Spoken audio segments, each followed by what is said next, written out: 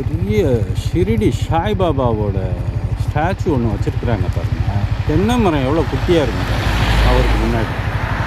அவ்வளோ பெருசுனா அப்பா, நான் எத்தனை அடி இருக்குன்னு தெரியல, 100 அடி இருக்கும் போல் இருக்கு. அப்பா, பெரிய பெரிய மரமே சின்னதாக இருக்குது. அவர் கால் முழங்கால் அளவு கூட இல்லை பெரிய மரங்கள்லாம். இந்த தென்னை மரம்லாம் அவரோட முழங்கால் சைஸுக்கு தான் இருக்குது. இது எங்கே இருக்குன்னா அல்லக்கடையிலேருந்து யோனமிட்டா போகிற வழியில் இருக்குது. சுற்றி நல்ல சீனரிஸோட அருமையான ஊர். சுற்றி விவசாயந்தாங்க பண்ணுறாங்க. இந்த மக்கள் விவசாயம்தான் பண்ணுறாங்க பூரா.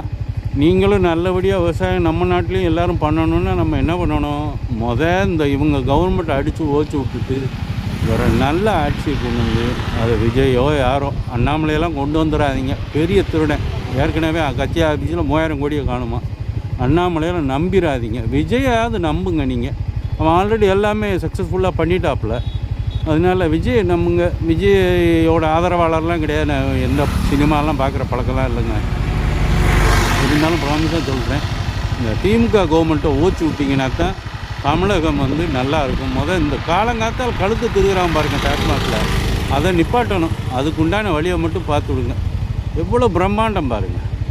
அப்பா அப்பா, சாய் பாபா, ஷிரடி பாபா, அப்பா ஆச்சரியமாக இருக்குது. எவ்வளோ பெருசு.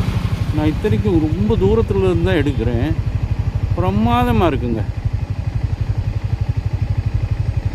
அல்லக்கடையிலேருந்து பனமிட்டா போகிற வழி, அதாவது அகோபிலத்துலேருந்து அல்லக்கடைத்துலேருந்து யோனமிட்டா போகிற பாதை ரொம்ப பிரமாதங்க. எல்லோரும் வந்தீங்கன்னா பாருங்கள். நன்றி. அடியேன் பணி சிறக்க அடியேனுக்கு வாழ்த்து தெரிவிங்க. அடியேன்